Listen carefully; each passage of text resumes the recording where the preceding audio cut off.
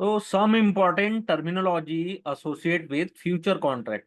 Future contract में क्या terminology use होती है उसको समझना है। तो पहला होता है बेसिस। बेसिस क्या होता है?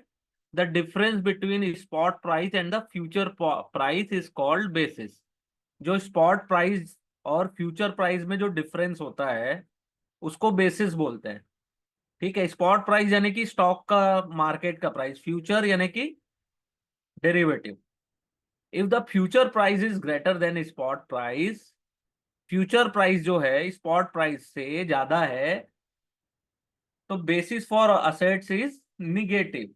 Similarly if the spot price is greater than future price, basis of asset is positive. जैसे एग्जांपल दिया है, on May 2023 spot price is, future price is greater than spot price, तो the basis of Nifty future is negative. तो कितना था? Spot price 18,315 और future price था 18,345। तो जो बेसिस पॉइंट था वो 30.4 निगेटिव था। ठीक है। Basis for 1 month contract would be different from the basis for 2 और 3 मंथ। जो डिफरेंस होता है बेसिस पॉइंट्स, वो 1 मंथ के कॉन्ट्रैक्ट के लिए, 2 मंथ और 3 मंथ के कॉन्ट्रैक्ट के लिए अलग अलग होता है। Definition of basis is incomplete till we define the basis viz future contract. ठीक है। Basis for 1 month contract, basis for 2 month and 3 month. It is also understand the difference in the basis for 1 month future and 2 month future contract should essentially be equal to the cost of carrying the underlying assets between first and second month. तो जो first and second month का जो contract होता है उसमें जो basis point का difference ज्यादा क्यों भी होता है कई बार? कॉस्ट ऑफ कैरी चार्ज के कारण। ठीक है, जिसको अपन नेक्स्ट नेक्स्ट देखेंगे। During the life of contract the basis may become negative और पॉजिटिव। जो बेसिस है वो निगेटिव और पॉजिटिव होते रहता है। There is a movement in future price and spot price. ठीक है, what is positive, whatever the basis is, it become zero at maturity. तो जो बेसिस चाहे निगेटिव रहे चाहे पॉजिटिव रहे, जो एक्सपायरी के दिन होता है, ठीक है, मेच्योरिटी के दिन जीरो हो जाता है, यानी कि जो डिफरेंस है वो जीरो हो जाता है। There should be no difference between future price and spot price at the time of maturity or expiry of contract.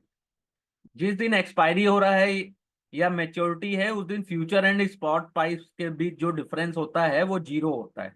ये याद रखिएगा। This happen because final settlement of future contract on last trading day take place at the closing price. ऐसा क्यों होता है? क्योंकि जो भी एक्सपायरी का जो फाइनल सेटलमेंट होता है, ठीक है, on the last trading day, वो होता है closing price of underlying assets. ठीक है, उस पे होता है। ठीक है, यहां तक समझ में आया बेसिस पॉइंट।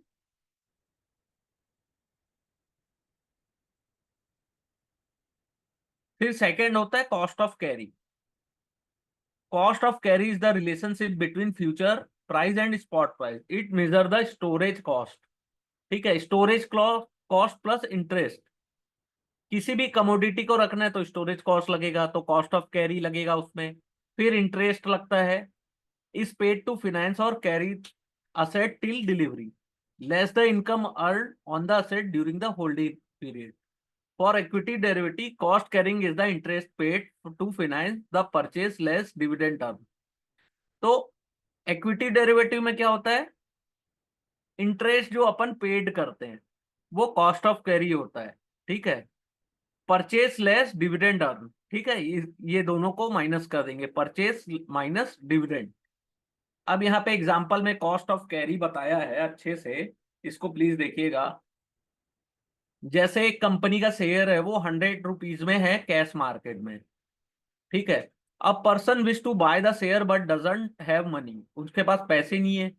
तो in this case he would have to borrow 100 at the rate of 16%, 6% per annum. तो उसके पास पैसे नहीं है तो उसने क्या किया, 100 रुपए बोरो किया 6% पर एनम से।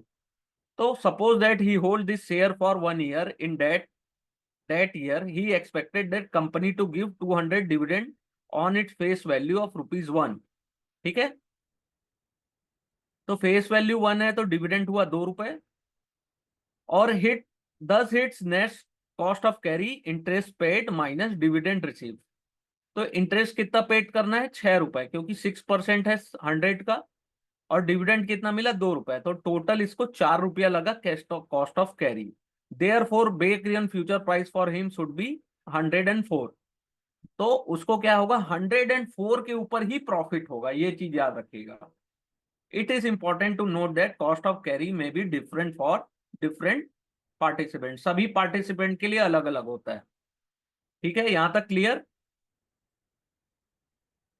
फिर नेक्स्ट होता है margin account. As the exchange guarantee the settlement, तो एक्सचेंज लेता है गारंटी सेटलमेंट की। To protect itself against default by either counter party, it charge various margin from broker. तो क्या करता है एक्सचेंज?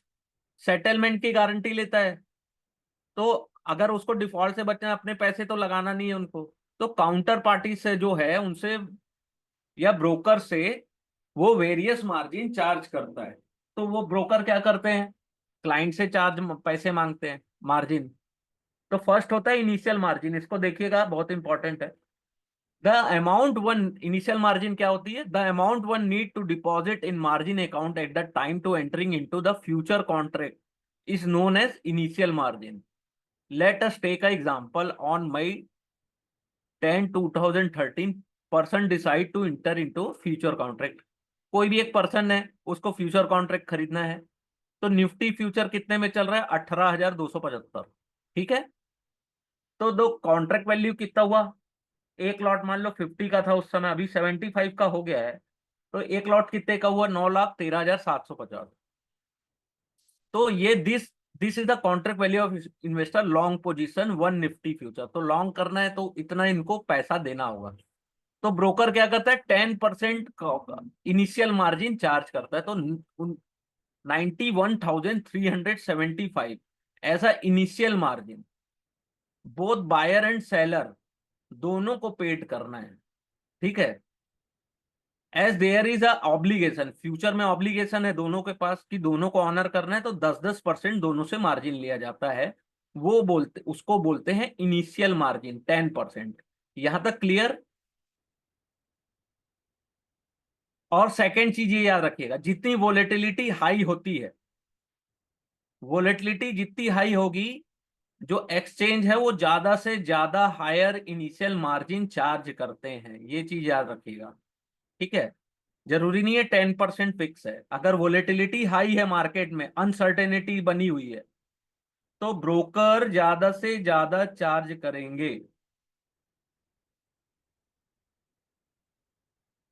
ठीक है,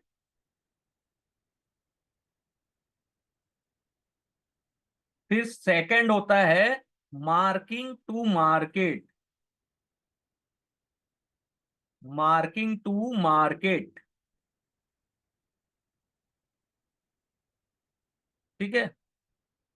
in future contract, while contract है maturity of several month, profit and loss are settle on day to day basis. ठीक है, ऐसे कॉन्ट्रैक्ट जिसको अपन, जिसकी मैच्योरिटी है 1 या 2 महीने या ज्यादा की, तो उसमें क्या होता है? जो प्रॉफिट एंड लॉस होता है उसको सेटलमेंट करते हैं डे टू डे बेसिस में। पर डे अगर आपको प्रॉफिट है तो आपका जो प्रॉफिट है वो सेटल होगा, लॉस होगा तो वो भी सेटल होगा। कैसे होगा ये देखते हैं। The exchange collect this margin from loss making participant and pay to the gainer on day to day basis. तो एक्सचेंज क्या करता है? जो एक जो ब्रोकर, जो लॉस मेकिंग पार्टिसिपेंट है, उससे मार्जिन कलेक्ट करता है और किसको पे कर देता है? जिसको प्रॉफिट हुआ या जिसने गेन किया। अब एग्जांपल से समझिएगा कि M2M कैसे है। तो मान लो 18,275 निफ्टी चल रहा है, इनिशियल मार्जिन कितना है? 10% के अकॉर्डिंग 91,375। अब at end of the day, end of the day यानी 3:30 बजे निफ्टी क्लोज हुआ 18,345 पे। तो trader benefit due to the 70 points gain on Nifty future. तो 70 पॉइंट का प्रॉफिट हुआ। तो टोटल एक लॉट में कितने का प्रॉफिट हुआ? 3525 का। तो money will be credited to trader account and next day trader position will started from 18,345। ठीक है। तो जो भी प्लस हुआ वो ट्रेडर के अकाउंट को क्रेडिट कर दिया गया, और जो पैसे और जो नेक्स्ट सुबह की पोजीशन बनी वो कहां से बनी? 18,345 से। ठीक है। ये होता है mark to market margin, MTM बोलते हैं ना जिसको। बहुत एमटीएम सुना होगा आपने, एमटीएम एमटीएम चलता है, यही है एमटीएम। फिर होता है open interest and volume traded. Open interest यानी होता है ऐसे कॉन्ट्रैक्ट जो अभी सेटल नहीं हुए। The open interest is the total number of contract outstanding, यानी कि सेटल नहीं हुए हैं या तो येट टू बी सेटल्ड होने वाले हैं, of underlying assets. It is important to understand number of long future as well as number of short future is equal to the open interest. तो फ्यूचर में क्या होता है? जितनी लॉन्ग पोजीशन है वो इक्वल हुए शॉर्ट पोजीशन के, तो जितने भी हुए टोटल को बोलते हैं ओपन इंटरेस्ट। क्योंकि total number of long future will always be equal to total number of short futures. Only one side of contract is consider while calculating mentioning open interest. The level of open interest indicate depth in the market. तो open interest से क्या पता चलता है कि market में कितना depth है। ठीक है। और जितने नंबर ऑफ लॉन्ग फ्यूचर्स होते हैं या शॉर्ट फ्यूचर्स, दोनों इक्वल होते हैं। अब यहाँ पे एग्जाम्पल में भी बताया गया है जिसको अपन अच्छे से देखेंगे। Volume traded given us idea about market activity. ठीक है। कितना वॉल्यूम एक दिन में बना, तो मार्केट की एक्टिविटी एक दिन में कितने थी, एक वीक में और एक मंथ में, और पूरे लाइफ में कितने उसके वॉल्यूम होते हैं, यहां से समझ में आता है। अब देखो, ओपन इंटरेस्ट देखना है। ए शॉर्ट 50 कॉन्ट्रैक्ट, 1 मार्च को ए ने 50 कॉन्ट्रैक्ट शॉर्ट किया, और B goes long in 50 contract. तो टोटल ओपन इंटरेस्ट कितना हुआ? 50, और ट्रेडिंग वॉल्यूम कितना हुआ? 50। ठीक है। C goes long in 100 contract and D goes short in 100 contract. तो ओपन इंटरेस्ट कितना इंक्रीज हुआ? Increase up to 150। ठीक है। 1 मार्च का 50 था और आज 100, तो टोटल 150 हुआ।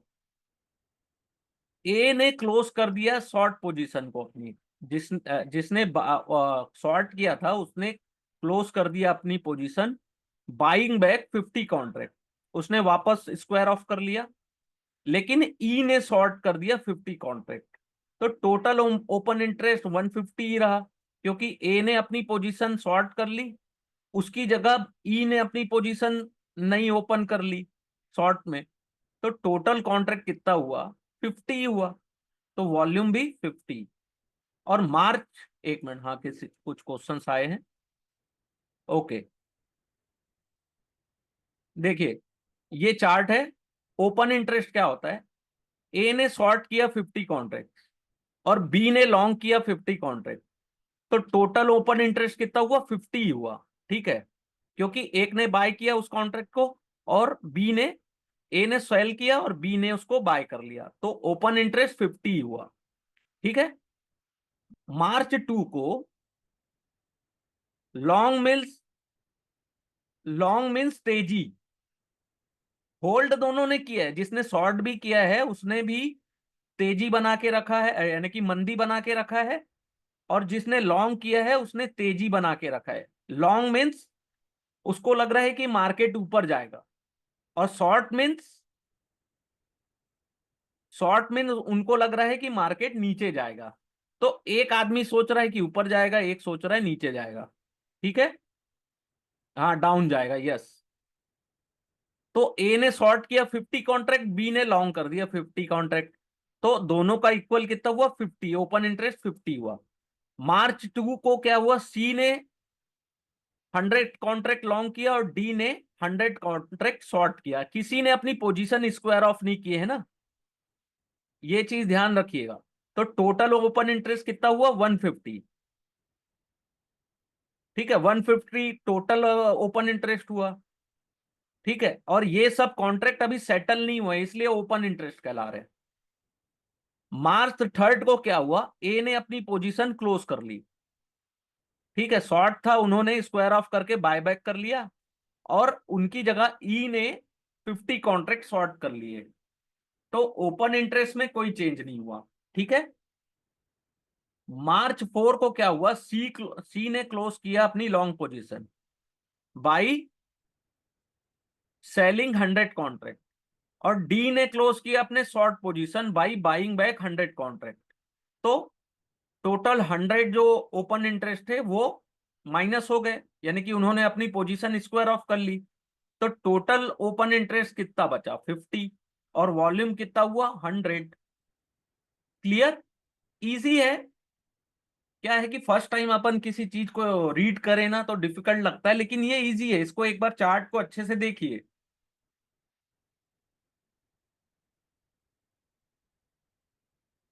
कुछ अगर समझ नहीं आ रहा है तो यू कैन आस्क मी।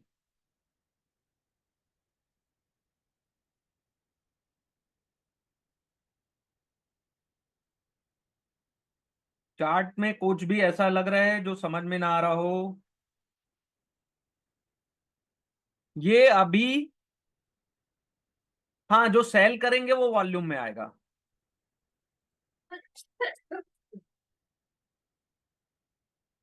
जो सेल करेंगे वो वॉल्यूम में आएगा, और ये अभी अपन फ्यूचर के कॉन्ट्रैक्ट्स देख रहे हैं। ठीक है, अपन फ्यूचर के कॉन्ट्रैक्ट देख रहे हैं, ऑप्शन के तो और अलग ही है इससे। फिर होता है प्राइस बैंड। प्राइस बैंड क्या होता है, price band is essential the price range which the contract is permitted to trade during a day.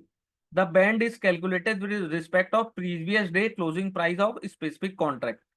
The previous day closing price of contract is 100 and the price band of the contract is 10%, then the contract can trade between 90 and 110 for next day। तो price band ये होता है कि मान लीजिए किसी में 10% का सर्किट अलाउ है, तो 100 रुपए का है, अगर वहां से 10% गिरता है यानी कि 90 तक, 90 से 110 तक का अपन उस कॉन्ट्रैक्ट में ट्रेड कर सकते हैं। ठीक है, और प्राइस बैंड कैसे डिसाइड होता है, closing price. The price band is decided based on closing price of underlying assets in cash market. Cash market में किस प्राइस में लास्ट डे क्लोज हुआ था उसके अनुसार नेक्स्ट डे की प्राइस बैंड डिसाइड होती है।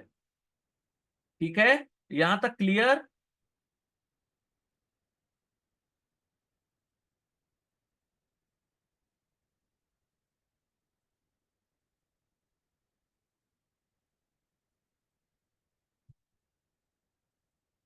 If today is first trading day of future contract for underlying asset, company price bid for the contract is decide on previous day। अगर आज पहला दिन है फ्यूचर कॉन्ट्रैक्ट का, तो प्रीवियस डे में कहां पे क्लोज हुआ, कैश मार्केट में, वहां पे डिसाइड, वहां से डिसाइड होगा। ठीक है,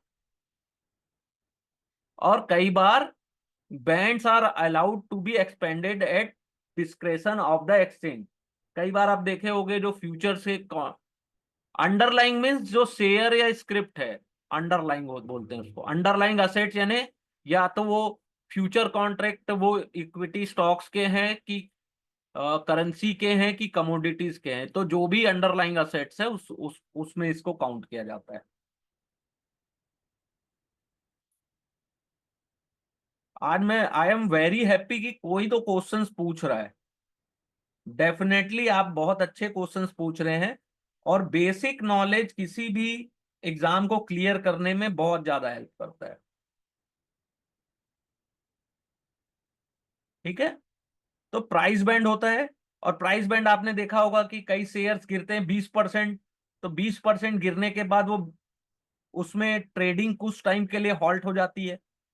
फिर उसके बाद एक्सचेंज और 10% की उसमें बैंड और लगाते हैं। तो कई बार देखिएगा फ्यूचर्स के जो शेयर होते हैं वो 30 से 40% भी गिरते हैं एक दिन में। ठीक है, फ्यूचर के जो कॉन्ट्रैक्ट होते हैं आप देखेंगे 30-35% भी गिरते हैं एक दिन में। तो position in derivative market, as market participant you will always deal with certain term like long. अभी आपने पूछा था लॉन्ग क्या होता है, शॉर्ट क्या होता है, ओपन पोजीशन इन मार्केट क्या होता है, तो अब इसको देख लेते हैं। तो लॉन्ग पोजीशन क्या होता है? लॉन्ग पोजीशन मीन्स आउटस्टैंडिंग या unsettled buy position in contract. ऐसी पोजीशन जिसको अपन ने बाय कर लिया है लेकिन अभी तक उसको उसके कॉन्ट्रैक्ट को सेटल नहीं किया है या स्क्वायर ऑफ नहीं किया है, अभी तक अपने जितने दिन के लिए भी चाहे उतने दिन के लिए रख सकते हैं। जैसे यहां एग्जांपल दिया है, mister X buy 5 contract on Sensex futures. उन मिस्टर जो एक्स है उसने 5 कॉन्ट्रैक्ट बाय किए सेंसेक्स फ्यूचर के, तो he would be long on 5 contract of Sensex futures. ठीक है, तो 5 कॉन्ट्रैक्ट में वो लॉन्ग है। इसका ये मतलब नहीं है कि उन्होंने अपनी पोजीशन स्क्वायर ऑफ कर लिया, अभी भी लॉन्ग है, कल भी लॉन्ग रहेंगे, परसों भी लॉन्ग रहेंगे, जब तक वो पोजीशन अपनी स्क्वायर ऑफ नहीं कर लेते। वैसे ही mister Y buy 5 contract of Nifty, उन्होंने 4 कॉन्ट्रैक्ट निफ्टी फ्यूचर्स के बाय किए। इसका ये मतलब है कि वो 4 contracts of Nifty futures long position में है। ठीक है, लॉन्ग। शॉर्ट पोजीशन क्या होता है? आउटस्टैंडिंग या unsettled sell position in contract is called short. यानी कि ऐसे ऐसे आउटस्टैंडिंग या अनसेटल्ड पोजीशन है जिसमें अपन सेल लेकर बैठे हैं। जैसे mister P sell 5 contract on Sensex future, तो पी ने 5 कॉन्ट्रैक्ट सेल किए हैं सेंसेक्स के। ठीक है, और mister Q sell for 4 contract of Nifty future, तो वो 4 कॉन्ट्रैक्ट में सेल करके बैठे हैं और उनकी पोजीशन आउटस्टैंडिंग या अनसेटल्ड है ना, ये याद रखिएगा। अब ओपन पोजीशन क्या होता है इसको देखिए। आउटस्टैंडिंग या अनसेटल्ड आइदर लॉन्ग और short position in various derivative contract open position. Unsettled long हो चाहे शॉर्ट हो, वो आपकी ओपन पोजीशन है मार्केट में, तो उसको बोलेंगे open position. If mister x short 5 contract on Infosys futures, ठीक है, 5 कॉन्ट्रैक्ट, अगर एक एक्स नाम का आदमी है उसने 5 कॉन्ट्रैक्ट इन्फोसिस के क्या करके बैठे हैं, वो शॉर्ट करके बैठे हैं, और 3 जो कॉन्ट्रैक्ट है रिलायंस फ्यूचर्स के उसमें लॉन्ग करके बैठे हैं।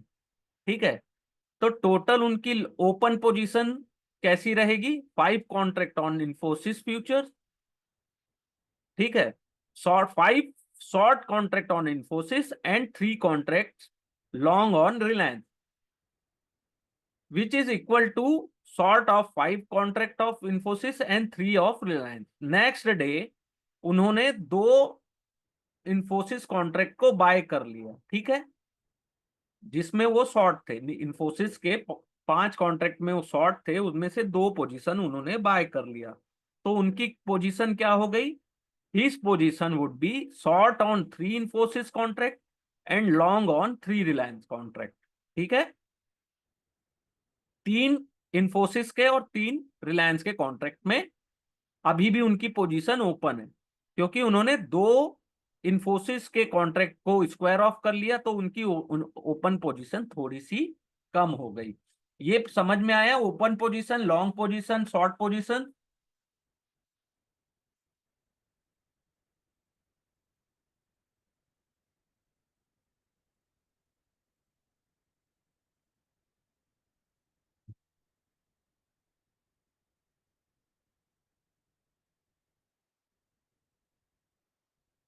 अब होता है naked and calendar spread positions. Naked position in future market simply mean a long or short position in any future contract without having any position in underlying assets।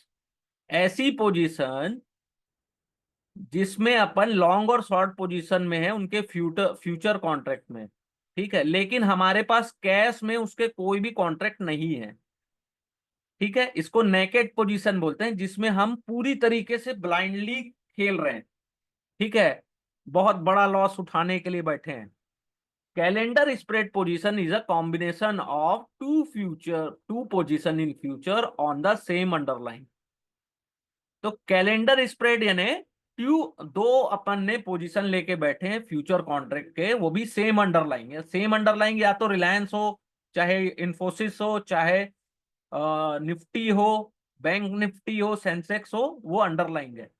तो कैसा कैलेंडर में, long on one maturity contract, एक में अपन long है, और short at different maturity. यानी कि जो ये मान लीजिए अभी चल रहा है जनवरी, तो जनवरी के कॉन्ट्रैक्ट में अपन लॉन्ग में बैठे हैं, और फरवरी के मंथ में अपन शॉर्ट में बैठे हैं। ठीक है। For instant, a short position in near month contract couple with long position in far month contract is spread calendar spread position. Calendar spread position is computed with respect to near month series and become a open position once the near month contract expire. ठीक है। और either of offsetting position is closed. ठीक है, यहां तक समझ में आया कैलेंडर स्प्रेड? All clear? देखिए ये सब चीजें सिंपल है, लेकिन थ्योरेटिकली डिफिकल्ट है। थ्योरेटिकली जानना बहुत जरूरी है। A calendar spread is always defined with respect to relevant month, जैसे कि between August and September contract spread बनता है, spread between August and October contract, spread between September and October contract. ठीक है। ओपन पोजीशन, अभी अभी अपन ने decision किया था, open position is means either buying or selling a contract which increase client open position. Closing यानी कि अगर अपन ने बाइंग और सेलिंग की है, तो या तो which essential result in reduction of client open position, यानी कि अपन या तो अपनी पोजीशन जब क्लोज करते हैं तो क्या करते हैं, अगर अपन ने सेल किया है कॉन्ट्रैक्ट को तो अपन बॉट कर लेंगे, बाय कर लेंगे। अगर अपन ने बाय किया है तो उसको लास्ट में अपन सेल कर लेंगे, तो उससे अपनी जो ओपन पोजीशन है वो क्लोज हो जाती है। अब देखिए ये बहुत इंपॉर्टेंट है, difference between forward and future. इसमें से क्वेश्चन आता ही आता है, थोड़ा इसको फोकस करिएगा और ये चार्ट को अच्छे से देख लीजिएगा।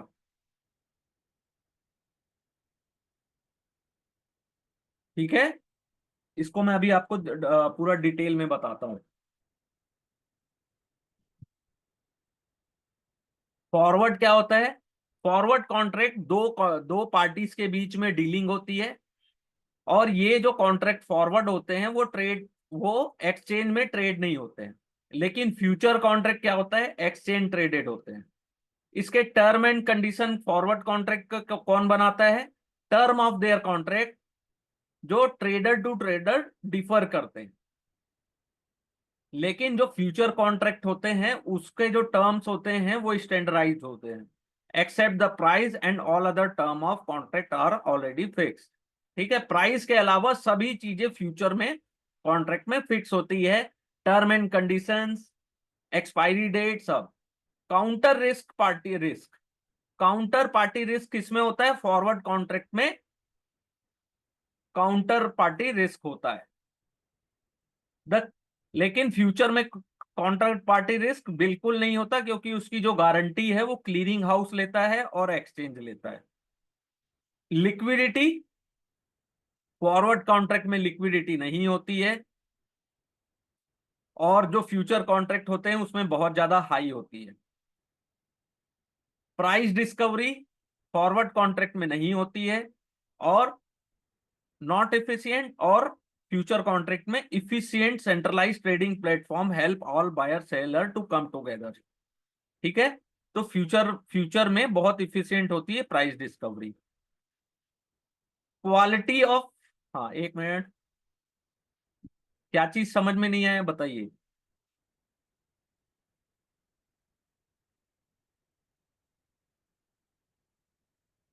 एक मिनट में, ओके। एक्चुअली जो आपने जो चैप्टर 1 का जो अपन क्लास था उसको मिस कर दिया है ना, इसलिए फ्यूचर एंड फॉरवर्ड कॉन्ट्रैक्ट आपको नहीं समझ में आएगा, क्योंकि उसमें अपन ने डिटेल में देखा था।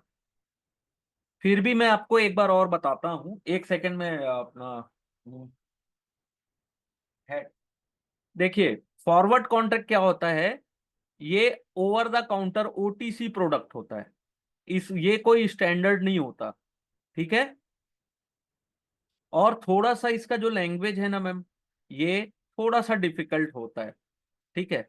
ये बहुत ही इजी वर्ड में दिया गया है, क्योंकि ये आपकी पहली क्लास है, आपने ना थोड़ा सा मिस किया है पहले का। स्टैंडर्ड मीन्स होता है, स्टैंडर्ड का मतलब होता है कॉन्ट्रैक्ट का साइज फिक्स होता है। जैसे कि कॉन्ट्रैक्ट आर स्टैंडर्ड, स्टैंडर्ड का मतलब होता है कि उनका जो लॉट साइज है, जैसे 500 है तो वो स्टैंडर्ड साइज है। कॉन्ट्रैक्ट 500 के ही मल्टीपल में होगा। एक जो कॉन्ट्रैक्ट होगा वो 500 शेयर से ही मिलके बना होगा। लेकिन जो फॉरवर्ड कॉन्ट्रैक्ट होते हैं उसमें ऐसा कोई लिमिट नहीं या कोई स्टैंडर्ड नहीं होता है। हाँ, लॉट साइज यानी होता है 500 शेयर इंटू 1, तो वो हुआ 1 लॉट। ये मान लीजिए किसी एक शेयर की बात कर रहे हैं, दूसरे शेयर का हो सकता है लॉट 25, 250 शेयर्स का एक लॉट बने। और ये डिपेंड करता है एक्सचेंज के ऊपर, ये एक्सचेंज के ऊपर भी डिपेंड करता है कि वो कौन से शेयर्स के लॉट कितने का बना रहे हैं। क्योंकि उनको एक लॉट 5 लाख या 8 लाख रुपए का, मिनिमम 8 to 10 लैक्स का एक लॉट बनता है। अगर आप देखेंगे तो रिलायंस का एक लॉट बनता है। रिलायंस का अगर मैं बात करूं तो रिलायंस का मैं आपको बताता हूं, आज रिजल्ट भी आया था उसका और क्लोज भी अच्छी अच्छी खासी दिया है, तो मैं उसी की बात करता हूं। आप लोग भी रिलायंस का देखिएगा, उसका जो लॉट साइज है वो है 500 शेयर का। तो अभी उसका प्राइस चल रहा है 1302 रुपए। रिलायंस की बात कर रहा हूं ना, 1302 इंटू 500, तो कितने का लॉट साइज हुआ, 1302 इंटू 500, 6,51,000, ठीक है। प्राइस के अनुसार 6,51,000 एक लॉट का प्राइस हो गया, ठीक है। ऐसे ही अपने को सभी के लॉट देखने, तो इनका एक लॉट हो गया 500 का 1 लॉट। तो अगर अपने को फ्यूचर बाय करना है तो कम से कम अपने को 1 लॉट यानी कि 500 शेयर्स में डील करना ही होगा, ठीक है। प्राइस डिस्कवरी फॉरवर्ड में इफिशियंट नहीं होती, फ्यूचर में इफिशियंट होती है। नो डाउट आप जितने क्वेश्चंस पूछेंगे I am very happy to reply your all questions, ठीक है। लेकिन मेरा एक रिक्वेस्ट है कि आप जो जो आपका पोर्शन चैप्टर 1 और 2 का छूट गया है उसको देख लीजिएगा एक बार।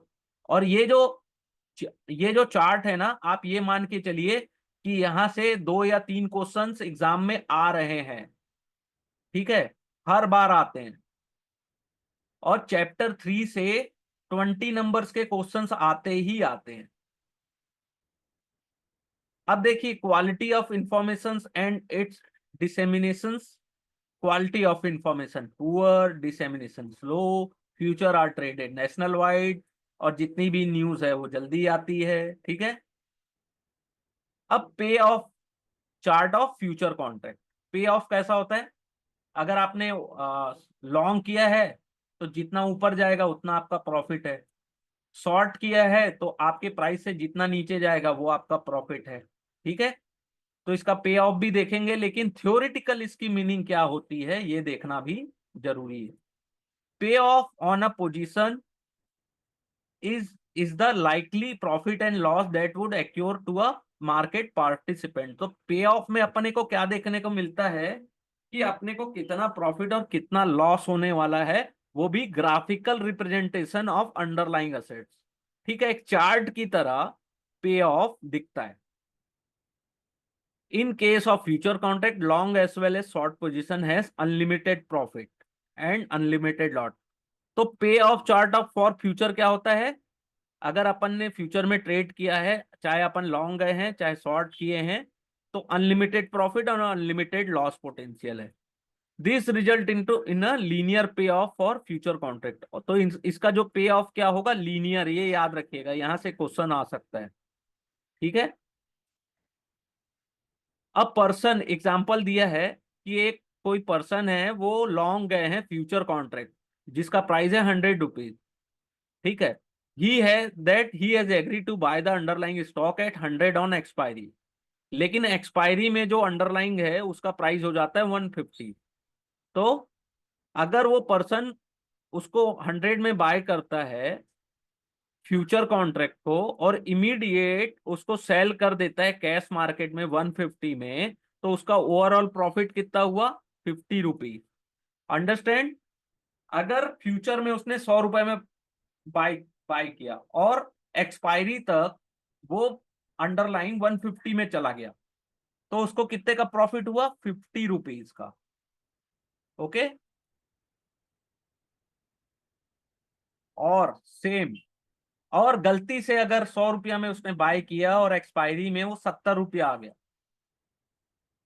तो अगर वो एक्सपायरी के दिन उनको 100 में बाय करते हैं और इमीडिएट उसको कैश मार्केट में सेल करते हैं तो 70 रुपीज मिलता है। तो उसमें लॉस कितना हुआ उनको? 30 रुपीज का। ठीक है। तो एक्सप्लेनेशन अगर थ्योरेटिकल देखा जाए तो the potential profit loss at expiry when express graphically is known as pay off chart. The x-axis has the market price of underlying and it is on right hand side. We do not draw x-axis on left hand side. ठीक है। तो ये पे of दिया है, इसका chart भी दिया होगा। लॉन्ग फ्यूचर किए हैं, अगर 100 रुपया में अपन ने लॉन्ग किया है और उसका मार्क एक्सपायरी में प्राइस 50 रुपीज आ गया, तो लॉस कितने का हुआ? 50। ठीक है। 100 से घट के 60 रुपया हो गया तो लॉस कितना हुआ? 40। 100 से घट के 70 हो गया तो लॉस, ये लॉस। ठीक है। यहाँ भी लॉस लॉस। तो 100 से जितना नीचे जाएगा उतना अपने को लॉस होते जाएगा, और 100 से ऊपर जितना जाएगा वो अपने को प्रॉफिट होगा। ये इसका चार्ट दिखा? ये क्लियर दिखा अपन को?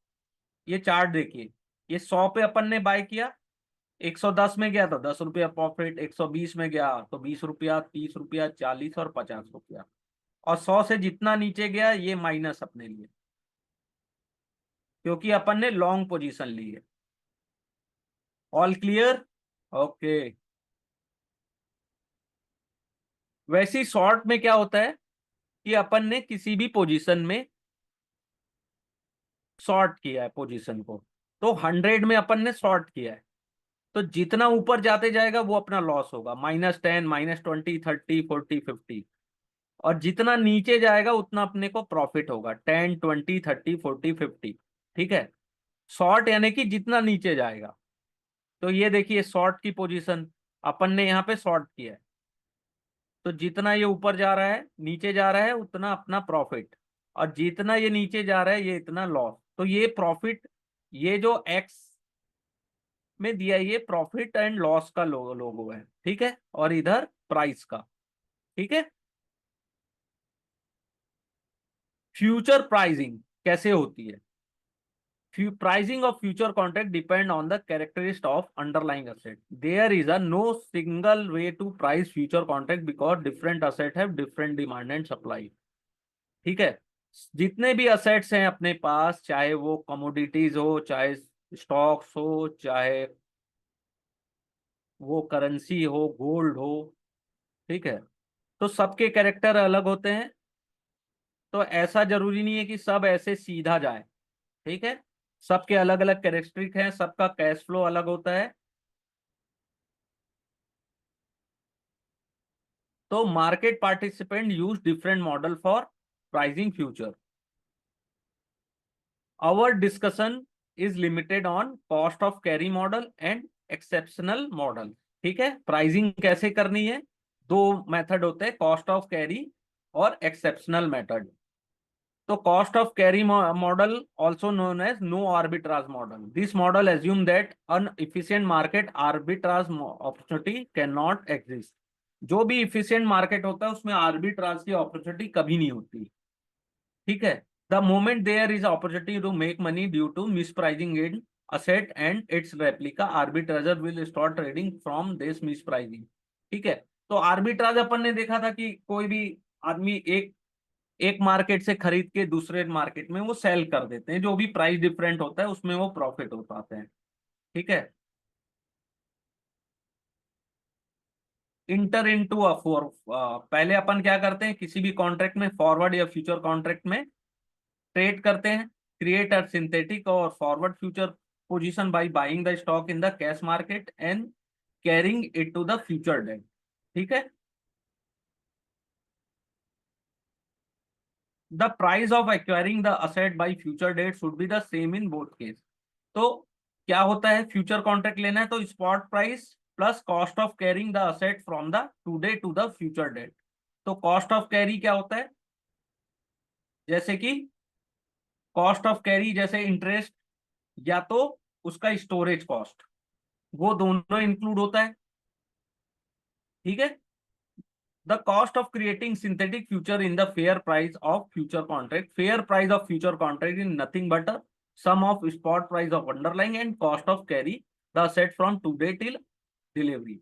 ठीक है, तो कॉस्ट ऑफ कैरी में क्या क्या चीजें आती हैं, transaction cost, custodian charge, financial. ठीक है, it would be a warehouse charge, insurance charge, ये सब चार्जेस इसमें इंक्लूड होते हैं। ठीक है, एक एग्जांपल इसका दिया है जैसे गोल्ड मार्केट में, जैसे स्पॉट प्राइस है 62,130। ठीक है, cost of financing storage insurance for carrying the gold for a 3 month is 100। तो इसका जो cost of carry charge include करके 3 मंथ्स के बाद की प्राइस कितनी आ रही है, 62,230।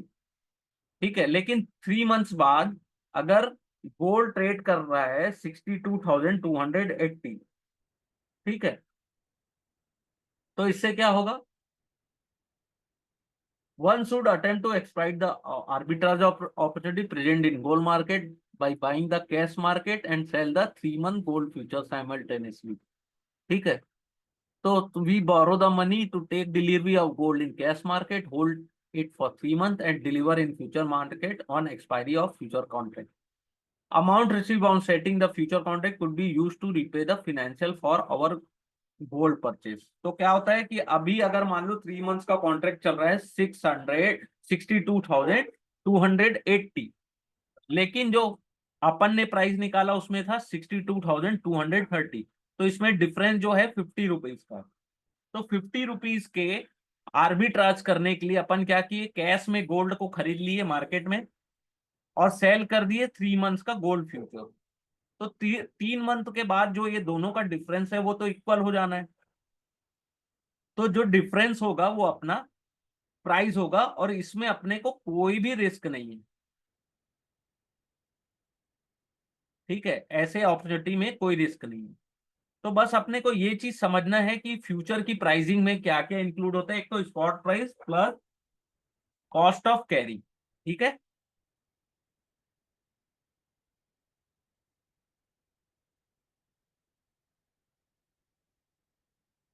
अब क्या होता है कि कई बार मिस प्राइसिंग के कारण बहुत से लोग आते हैं मार्केट में, बाय करते हैं गोल्ड और cell in future.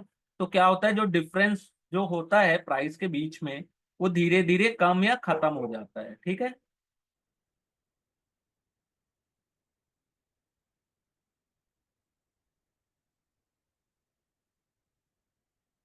Voice breaking, okay, sorry for that. तो ये होता है pricing cost of carry model of future. ठीक है,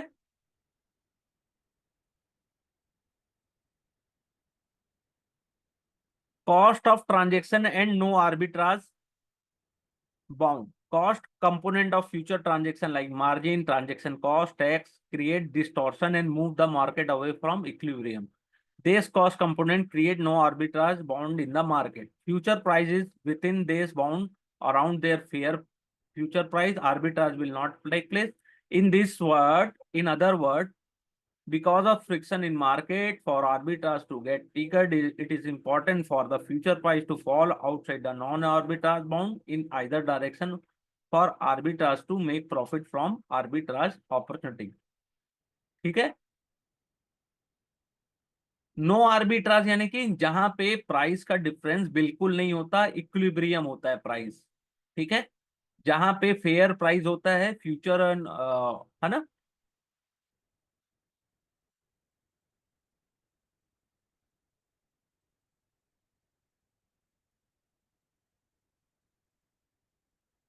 और फिर इसमें होता है extension of cost of carry model to the asset generating return. तो इसमें क्या है, extend the cost of carry model by adding the inflow during the holding period of underlying assets.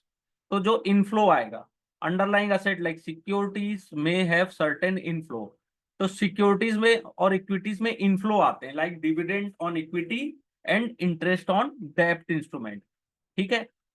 तो देज inflow are adjusted in computation of fair future price. तो ये जो inflow आते हैं, जैसे डिविडेंड आया इक्विटीज में और इंटरेस्ट जो डेब्ट मार्केट में पेड होता है, तो उसके लिए क्या फार्मूला है, fair price, fair future price equal to spot price plus cost of carry minus inflow. तो इनफ्लो को माइनस कर दिया जाता है। आप लोग हमेशा देखिएगा जब भी डिविडेंड आता है किसी भी स्टॉक का, और जिस दिन डिविडेंड डिक्लेयर यानी कि जो उसका रिकॉर्ड डेट होता है, उस दिन स्टॉक का जो प्राइस है उसमें डिविडेंड का डिफरेंस देखने को मिलता है। तो ये फॉर्मूला याद रखिएगा।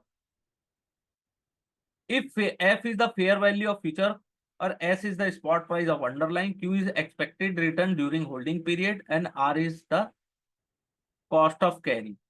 तो ये कंटिन्यूअस कंपाउंडिंग का जो फॉर्मूला है, ये जो सेम फॉर्मूला है, इसको ऐसे भी लिख सकते हैं, F equal to S C R Q minus into T. Yes, any doubt? Dividends means जो कंपनी अपने प्रॉफिट से अपने इक्विटी होल्डर्स को प्रॉफिट का कुछ शेयर अपने इक्विटी अपने शेयर होल्डर्स को देती है एज अ रिटर्न। जो इक्विटी में रिटर्न मिलता है वो तो ठीक है, उसके अलावा जो प्रॉफिट जो पैसे अलग से मिलते हैं प्रॉफिट में से, उसको डिविडेंड बोलते हैं। अब एक होता है assumption model. This model of future pricing work under certain assumptions. तो ये फॉर्मूला याद रखिएगा, ये इंपॉर्टेंट है। ठीक है। इससे रिलेटेड क्वेश्चंस में भी कभी कभार आते हैं। ठीक है। कभी कभार ही आएगा, उतना ज्यादा नहीं है, लेकिन फॉर्मूला कई बार पूछ सकता है। F equal to S C R minus Q into T, इसको याद रख लीजिएगा। अब assumption of cost of carry model. This model of future pricing work under certain assumption. The important assumption are the underlying assets is available in abundance in cash market. Demand and supply in the underlying assets are not seasonal. Holding and maintaining of underlying asset is easy and feasible. The underlying asset can be sold short. There are no transaction cost, there are no tax, there are no margin requirement. तो cost of carry में इतने सारे assumptions होते हैं। ठीक है। इसमें transaction cost ना हो, टैक्स ना हो, मार्जिन रिक्वायरमेंट ना हो, ऐसा एजम्पशन है, लेकिन होता जरूर है। सीजनल नहीं होना चाहिए। ठीक है। इजिली अवेलेबल होना चाहिए कैश मार्केट में, ऐसा नहीं है कि उसमें है ही नहीं शेयर्स उसके। The assumption that underlying assets is available in abundance in cash market means that we can buy or sell as many as unit of underlying assets we want। तो जितने स्टॉक अपने को चाहिए उतने अवेलेबल होने चाहिए, जो भी अपन कॉस्ट ऑफ कैरी मॉडल में अपन जो फ्यूचर प्राइसिंग देख रहे हैं उसके अनुसार। ठीक है। The assumption that does not work especially when the underlying asset has a seasonal pattern। तो seasonal pattern demand and supply नहीं होनी चाहिए। The price of seasonal asset very drastically in different demand and supply. तो seasonal नहीं होना चाहिए।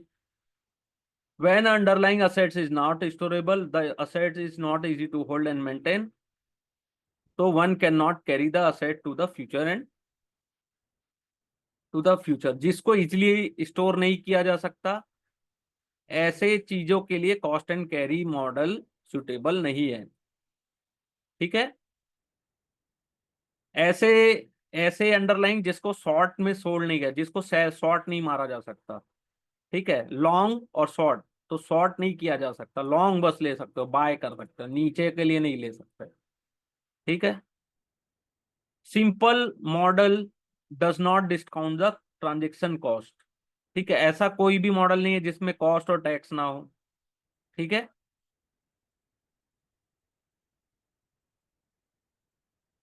तो सभी में लगते हैं, मार्जिन भी लगता है सब जगह।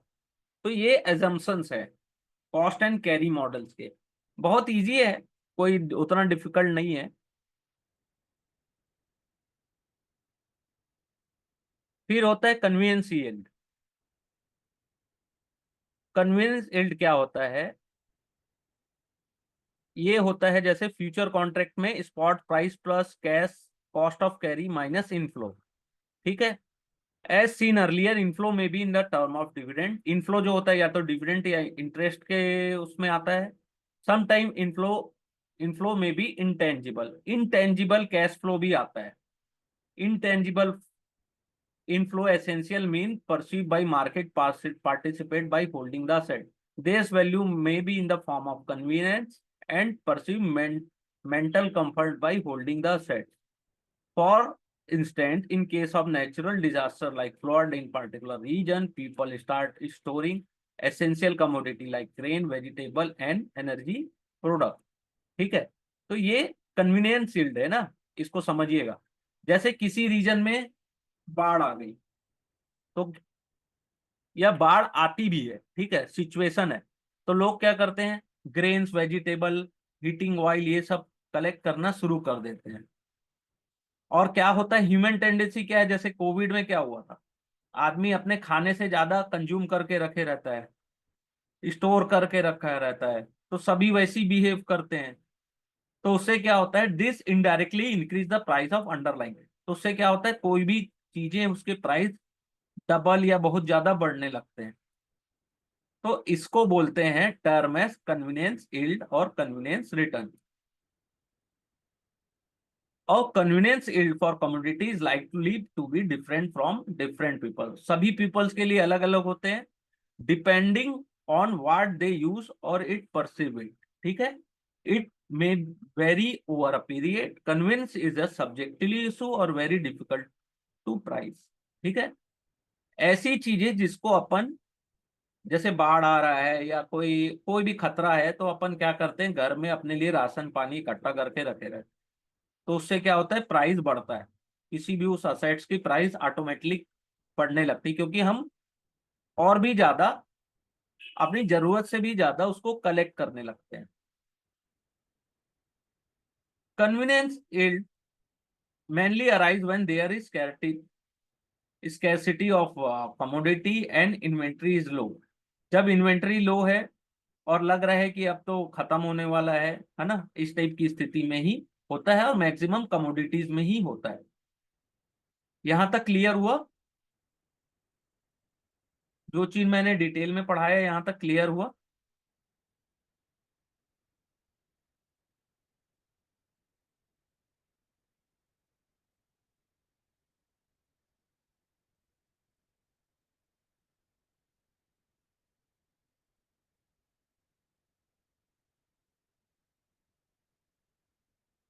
ओके।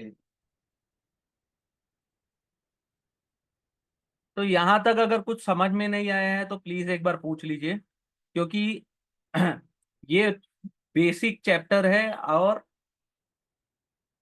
ये इसको अगर अपन अच्छे से क्लियर नहीं करेंगे, एक तो इसमें 20 नंबर्स के हैं क्वेश्चंस आने हैं, प्लस इस चैप्टर को समझने के बाद ही आगे के चैप्टर समझने में अपने को बहुत हेल्प मिलेगी।